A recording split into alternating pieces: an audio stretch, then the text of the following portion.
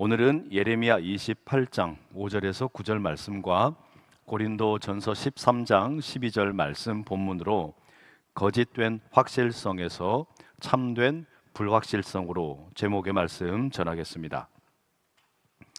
한 가정에 예쁜 딸이 태어났습니다. 이름을 어떻게 지을까 골똘히 생각을 하다가 철학관을 찾아갔습니다. 이름에 운명이 따른다라고 철학자가 말합니다. 그래서 돈을 주고 예쁜 이름을 지었습니다. 얼마 후에 집안 어른 중에 한 분이 딸의 이름이 나쁘다 하시며 바꿔보는 게 어떻겠냐 권합니다.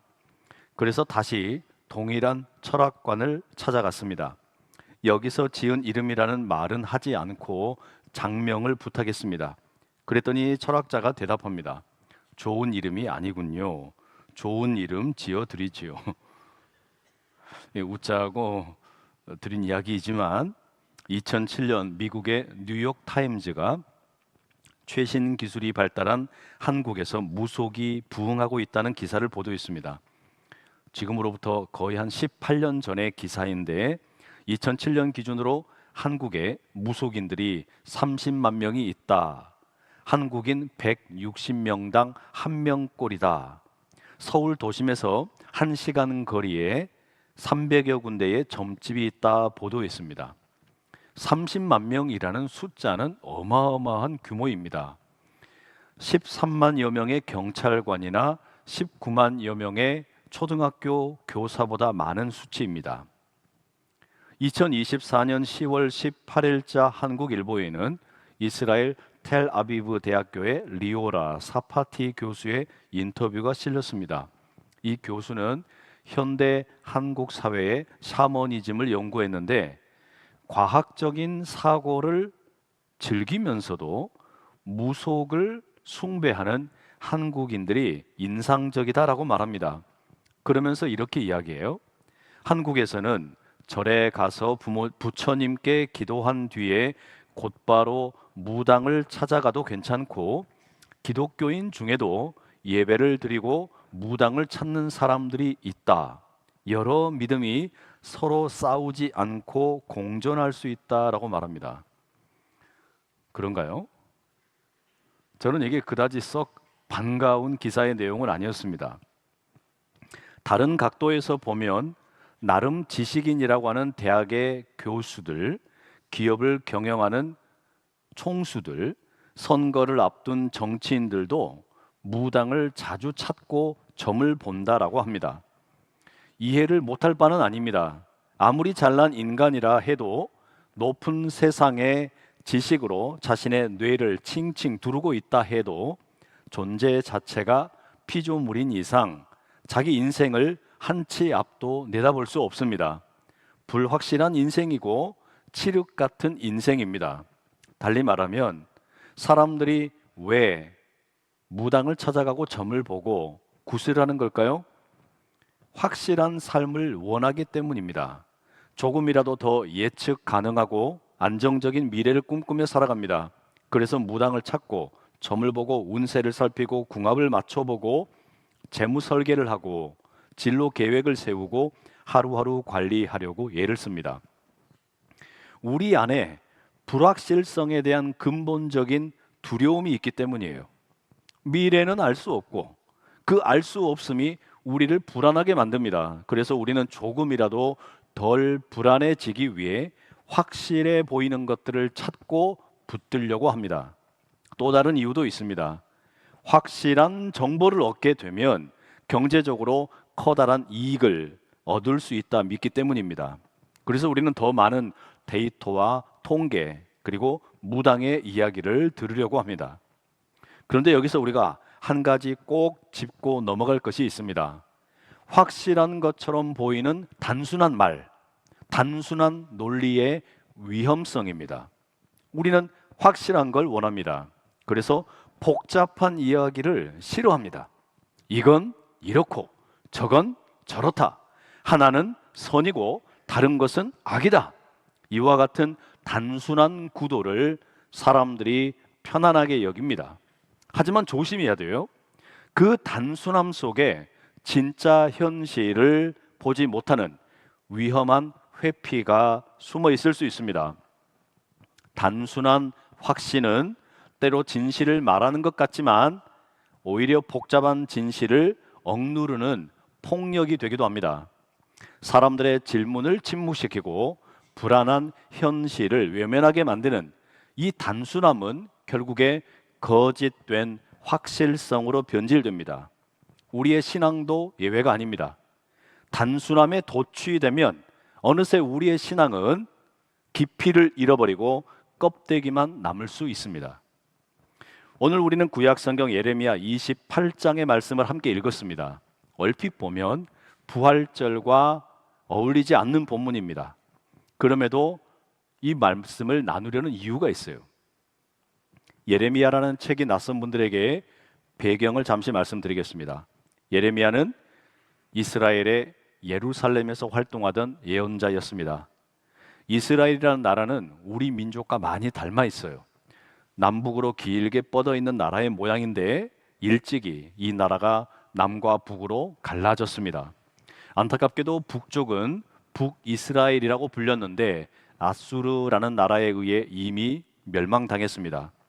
예레미야가 활동하던 당시에는 남쪽에 유다라고 하는 나라만 남아 있었습니다. 그리고 이 남쪽의 유다마저 바벨론이라는 신흥 강국에 의해 멸망당하기 직전입니다. 대략 기원전 640년에서 587년의 기간입니다. 오늘의 본문 예레미야 27장과 28장의 이야기는 유다의 마지막 왕인 시드기야 제4년 기원전 594년에서 593년을 배경으로 합니다. 그는 하나님의 명령을 따라 나무로 만든 멍에를 목에 걸고 다녔습니다. 마치 소가 멍에를 매는 것처럼 아주 괴상한 모습을 하고 거리를 돌아다녔습니다. 왜 그랬을까요? 예레미야는 예루살렘에서 열렸던 국제회의를 찾아갑니다. 거기에는 유다를 비롯해서 에돔, 모압, 암몬, 두로, 시돈의 대표자들이 함께 모였습니다. 인근의 국가의 대표들이 함께 모여 회의를 하는데 신흥 강대국인 바벨론의 위협 문제를 어떻게 해결할 것인지 논의하는 자리였습니다. 예레미야는 그 자리에서 분명한 하나님의 메시지를 전합니다. 27장 8절입니다. 여호와의 말씀이니라 바벨론의 왕 느부갓네살을 섬기지 아니하며 그 목으로 바벨론의 왕의 멍에를 매지 아니하는 백성과 나라는 내가 그들이 멸망하기까지 칼과 기근과 전염병으로 그 민족을 벌하리라. 예레미야가 전하는 메시지는 요점이 분명합니다. 바벨론의 멍에를 짊어져라. 바벨론과 맞서 싸우지 말고 그 나라를 섬겨라. 예레미야가 나무로 만든 멍에를 목에 걸고 다닌 것도 그 이유입니다. 예레미야는 이와 동일한 메시지를 시드기야 왕에게도 제사장들과 자기 백성들에게도 전합니다. 예레미야가 전한 이 메시지는 정치적으로나 종교적으로나 백성들이 받아들이기 어려운 메시지였을 겁니다. 아니 어떻게 싸워보지도 않고 우리가 적에게 항복을 할 수 있다는 말인가? 우리가 하나님의 백성인데 어떻게 이방 나라에게 굴복할 수 있다는 말인가? 백성들은 두려움도 있고 떨고 있습니다. 미래가 불확실합니다. 그런 상황에서 그들은 절망적인 이야기 대신에 확실한 희망을 듣고 싶어 했습니다. 미래가 괜찮다라는 희망을 듣고 싶어 했어요. 이때 등장한 사람이 거짓 선지자 하나냐였습니다. 하나냐는 예루살렘 성전에서 대중 앞에 나타나 이렇게 말합니다. 28장 2절과 3절입니다. 만군의 여호와 이스라엘의 하나님이 이같이 일러 말씀하시기를 내가 바벨론의 왕의 멍에를 꺾었느니라. 내가 바벨론의 왕 느부갓네살이 이곳에서 빼앗아 바벨론으로 옮겨간 여호와의 성전 모든 기구를 2년 안에 다시 이곳으로 되돌려 오리라. 하나냐는 예레미야가 전했던 메시지와 달리 아주 희망적인 메시지를 전합니다. 아니 듣기 얼마나 좋습니까? 확신에 차 있고 희망이 있고 약속이 분명합니다. 게다가 이 말은 아주 단순합니다. 곧 회복될 거다. 걱정하지 말아라. 하나냐의 말을 듣고 군중들의 얼굴에는 환한 미소가 퍼졌을 거예요. 희망이 필요했던 사람들에게 이보다 더 기쁜 소식이 어디 있겠습니까? 심지어 하나냐는 예레미야의 목에 있던 멍에를 빼앗아 가지고 군중들이 보는 앞에서 부숴버렸습니다. 마치 그가 이긴 것처럼 보였습니다. 마치 하나님의 말씀이 하나냐와 함께 하고 있는 것 같았습니다. 그러나 그가 말하는 여호와의 말씀은 실제로는 그의 환상이자 착각이었습니다. 하나냐의 메시지는 단순합니다. 하나냐의 메시지는 확실한 것처럼 보입니다. 하나냐의 메시지는 매력이 있습니다. 그러나 이 단순한 말이 진실이냐? 아닙니다. 하나냐의 단순하고 확실한 외침은 불안을 억누르기 위한 거짓된 단순화였고, 결과적으로 백성들 전부를 착각과 위험으로 끌고 가는 아주 위험한 확신이었습니다. 그의 메시지는 거짓입니다. 그의 메시지는 하나님을 속이는 거짓입니다. 그의 메시지는 자기 자신을 속이는 거짓입니다. 그의 메시지는 대중들을 속이는 거짓입니다. 그의 메시지는 거짓된 확실성에 기초합니다. 그의 메시지는 이 거짓된 확실성을 수많은 사람들에게 퍼뜨리고 있을 뿐입니다. 하나냐와 같은 거짓 예언자가 성경에는 여럿 존재합니다. 갈멜산에서 엘리야와 대결했던 바알의 선지자들, 돈에 따라 설교를 바꾸던 미가 시대의 제사장들과 선지자들, 예수님에게 죄가 없다라는 것을 알면서도 군중들을 선동했던 대제사장들. 거짓의 입술은 지치지 않습니다. 악마는 절대로 지치지 않습니다. 악마는 거짓을 퍼뜨리는 일에 언제나 성실합니다. 지금도 악마는 단순함의 매력으로 거짓된 확실성을 우리 주변에 퍼뜨리고 다닙니다. 생각해 보세요. 우리는 하루에도 수십 개, 수백 개의 뉴스를 접하며 살아갑니다. 그런데 어떤 뉴스가 여러분의 눈을 사로잡고 여러분의 귀를 쫑긋하게 만듭니까? 자극적인 제목이죠. 단순한 구도입니다. 누가 잘못했다더라 명확한 구조로 만들어져 있는 기사들입니다. 왜 그럴까요? 왜 우리가 그런 것에 눈이 가고 귀가 갈까요? 복잡한 게 싫기 때문입니다. 복잡한 건 생각하기 귀찮고 피곤합니다. 이 사람이 나쁘다. 이 정책은 무조건 실패다. 이 집단은 항상 문제다. 이렇게 단순화된 정보는 빠르고 쉽게 사람들의 감정을 자극합니다. 하지만 그 단순한 판단 속에는 현실의 복잡한 맥락은 사라져버리고 사람들이 낙인이 찍히고 공감이라고 하는 것도 사라져버립니다. 결국에는 폭력적인 확신만 남게 됩니다. 여러분, 이게 악마가 사용하는 전략이에요. 거짓을 유통하는 방법입니다. 단순하게, 그러나 매력적으로 거짓을 확신으로 만들어 사람들을 공략합니다. 신앙도 마찬가지입니다. 믿으면 다 잘 된다. 기도하면 무조건 낫는다. 이런 단순한 말들이 처음에는 편안하게 들리지만 고통 중에 있는 사람들에게는 상처가 될 수 있고 하나님의 뜻이라고 하는 것을 너무 천박하게 만들어버릴 수도 있어요. 이와 같은 단순한 확신이 우리를 위로하는 것처럼 보이지만 때때로 현실의 복잡함과 고통을 외면하게 만들 수도 있습니다. 여러분, 그러면 우리는 어떻게 해야만 하겠습니까? 다시 예레미야의 이야기를 들려드립니다. 예레미야는 멍에를 빼앗기고 처참하게 당했습니다. 하나냐에 의해서 완전히 묵사발이 되었어요. 그러나 그는 그 자리를 조용히 떠났습니다. 아무런 대응도 하지 않고 침묵으로 자리를 떠났습니다. 대중들이 볼 때 그 순간에는 예레미야가 거짓말쟁이로 보였을 겁니다. 그런데 며칠 후에 하나님의 말씀이 다시 예레미야에게 임했습니다. 하나냐가 나무 멍에를 꺾었으나 이제 내가 그 자리에 쇠로 만든 멍에를 둘 것이다. 그리고 결국에 하나냐는 그 해에 얼마 되지 않아 죽게 됩니다. 거짓은 오래 가지 못합니다. 예레미야는 인간적인 희망이나 정치적인 계산이 아니라 하나님의 말씀에만 귀를 기울였습니다. 백성들에게 듣기 좋지 않은 말일지라도 그는 진실을 말해야만 했습니다. 참된 예언자는 하나님의 뜻을 전하는 사람이지 사람들의 귀를 즐겁게 하는 자가 아닙니다. 예레미야는 복잡하고 불편한 진실을 전했습니다. 하나님의 심판이 안타깝지만 남유다에 임하게 될 것이다. 우리는 모두 다 바벨론의 멍에를 짊어져야만 할 것이다. 그리고 예루살렘은 무너지게 될 것이다. 하지만 그 이후에 그 끝에 회복이 있을 것이다. 예레미야의 말은 결코 단순하지 않았어요. 듣기 좋은 말도 아니었습니다. 그러나 그것은 정직한 불확실성이었습니다. 그리고 결국에 예레미야의 메시지가 훗날 참된 하나님의 말씀으로 드러났습니다.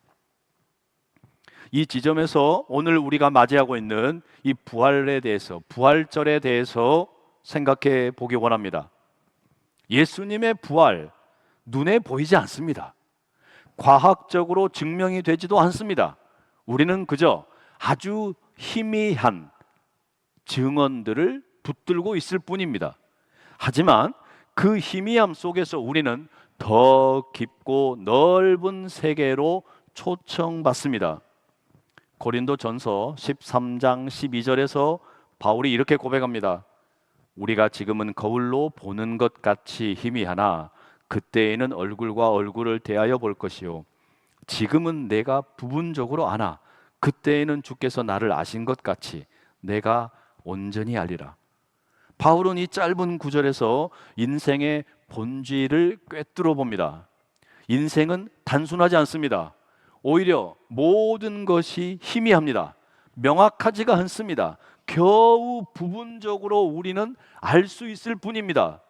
거기서 우리의 선택이 중요합니다. 우리는 미래를 모르기 때문에 불안하고 두렵습니다.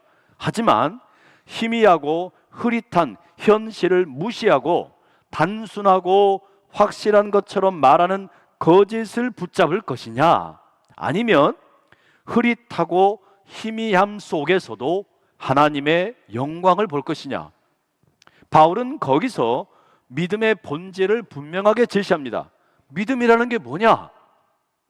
눈에 보이는 단순한 확실함을 붙드는 게 아니고 보이지 않는 진실을 향해 나아가는 불확실한 여정 속에 하나님을 의지하는 거다.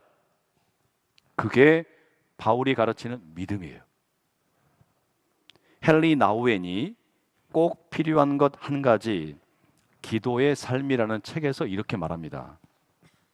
기도란 우리의 기준이 아니라 하나님의 기준으로 그분께 발돋움하는 것이다. 이런 기도는 우리를 자기 집착에서 벗어나게 한다. 그러므로 기도란 위대한 모험이다.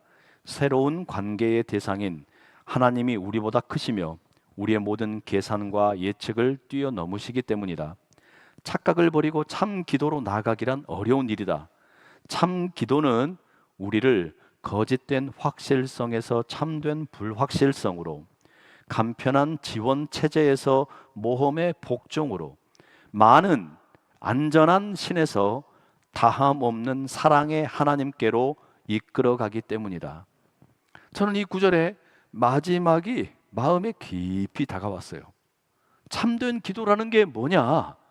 참된 기도는 우리를 거짓된 확실성에서 참된 불확실성으로, 간편한 지원 체제, 내가 원하는 것을 즉각적으로 공급받는 그런 자리에서 모험을 떠나는 복종으로, 수많은 안전해 보이는 신들로부터 오직 유일하신 다함 없는 사랑으로 함께 하시는 하나님에게로 이끌어가는 게 기도라는 거예요. 저는 지금까지 그리 길게 살지 않았지만 헨리 나우엔이 말하는 참된 기도를 경험하며 살아왔던 것 같아요. 제가 경험한 하나님은 무언가를 확실하게 보여주는 분이 전혀 아니세요. 늘 불확실합니다. 희미합니다. 그런데 그 불확실하고 희미한 가운데 길을 제시하는 분이 하나님이셨어요. 그리고 그 가운데 확실한 것이 딱 하나 있습니다. 주님께서 저와 늘 동행하신다는 사실입니다. 하나님께서 항상 저의 편이 되어 주신다는 사실입니다. 그러나 여러분, 오해하시면 안 돼요. 하나님이 내 편이라고 그래서 하나님께서 제가 기도하고 원하는 것을 그대로 들어주시거나 편안하게 살도록 해주신 적은 한 번도 없었어요. 오히려 거절당하는 경우가 대부분입니다. 하지만 저에게 임한 가장 큰 기도 제목, 가장 큰 기적이 있다면 주님의 뜻에 순종할 수 있도록 이끌어 주신 겁니다. 내가 원하는 대로 다 들어줘서, 내가 바라는 것에 다 응답을 해줘서가 아니라 내 뜻대로 되지 않지만 그 주님의 뜻에 순종할 수 있도록 마음을 움직이시는 것, 이게 기적이란 말이에요. 하나님을 믿는다는 거, 예수님의 부활을 믿는다는 거, 성령님의 인도하심을 믿는다는 거, 그게 뭐냐? 제 방식대로 풀어보자면 이런 겁니다. 하나님이 저의 생존을 보장하는 분이기 때문이거나, 저를 부자로 만들어주고 유명하게 만들어주기 때문이거나, 저를 안전하게 지켜주는 분이기 때문이거나, 그런 의미에서가 아니라 하나님이 저를 뜨겁게 사랑하시는 분이기 때문에, 하나님이 저를 너무 사랑하셔서 예수님을 십자가에 내어주셨고, 예수님은 십자가에서 물과 피를 다 쏟으셨습니다. 그리고 예수님께서 3일 만에 부활하셔서 무엇을 보여주셨냐면, 내 인생이 눈에 보이는, 확실해 보이는 것들이 전부가 아니라, 죽음으로 끝날 인생이 아니라 죽음 너머의 삶을 살 수 있다라고 초청을 하시는 겁니다. 예수님의 십자가와 부활의 복음은 그래서 저에게 믿음과 소망과 사랑으로 살아가야 되는 인생을 가르쳐 주신 거예요. 이 세상을 어떻게 살아야 되느냐, 그걸 가르쳐 주신 거예요. 그래서 저는 예수님의 십자가와 부활을 믿습니다. 과학적인 증거가 있어서 믿는 게 아니에요. 확실해서 믿는 것도 아니에요. 모든 것이 명확하기 때문에 믿는 것도 아닙니다. 단지 불확실하고 희미하고 명확하지 않지만 내가 너무 많이 사랑을 받았고 사랑하기 때문에, 그래서 저는 예수님의 십자가와 부활을 믿습니다. 박노해 시인이 무엇이 남는가 라는 시에서 이렇게 노래합니다. 무엇이 남는가? 정치가에게 권력을 빼보라. 무엇이 남는가? 부자들에게 돈을 빼보라. 무엇이 남는가? 성직자에게 직위를 빼보라. 무엇이 남는가? 지식인에게 명성을 빼보라. 무엇이 남는가? 빼버리고 남은 그것이 바로 그다. 그리하여 다시 나에게 영혼을 빼보라. 나에게 사랑을 빼보라. 나에게 정의를 빼보라. 그래도 내가 여전히 살아있다면, 그래도 태연히 내가 살아간다면 나는 누구냐? 나는 누구냐? 사랑하는 여러분, 신앙은 거짓된 확실성에 안주하는 것이 아니라 참된 불확실성의 길을 용기 있게 걸어가는 여정입니다. 이 여정은 절대 쉽지가 않고 복잡하고 모호하고 단순하지 않습니다. 하지만 그 여정 속에서 우리는 우리를 너무 사랑하시는 하나님을 만나게 되고, 우리를 사랑하시는 하나님께서 십자가에 내어주셨으나 3일 만에 부활하신 예수 그리스도의 부활을 체험하게 되는 줄로 믿습니다. 단순한 구호 대신에 정직한 말씀에 귀를 기울이십시오. 편리한 논리 대신에 믿음의 눈으로 희미한 진실을 바라보십시오. 확실함에 집착하지 말고 하나님의 신실함을 신뢰하십시오. 부활절을 맞아 이곳에 오늘 처음 오신 우리 모든 분들, 그리고 우리 안산제일의 모든 성도님들, 여러분 모두를 예수님께서 초청하고 계십니다. 거짓된 확실성을 떠나 참된 불확실성의 세계로 초청하고 계십니다. 이 초청에 응답하며 부활하신 주님을 따라 살아가는 우리 모두가 되기를 간절히 축복합니다. 기도하겠습니다. 죽음을 이기시고 부활하신 예수 그리스도 우리 주님을 찬양합니다. 사랑하는 주님, 우리가 거짓된 확실성에서 참된 불확실성으로, 간편한 지원 체제에서 모험의 복종으로, 많은 안전한 신에서 다함 없는 사랑의 하나님께로 나아가기를 소망합니다. 우리를 인도하여 주시옵소서. 단순하고 거짓된 확실성의 유혹에서 벗어나 참된 불확실성의 모험을 떠나는 인생 되게 하옵소서. 예수님의 이름으로 기도드립니다. 아멘.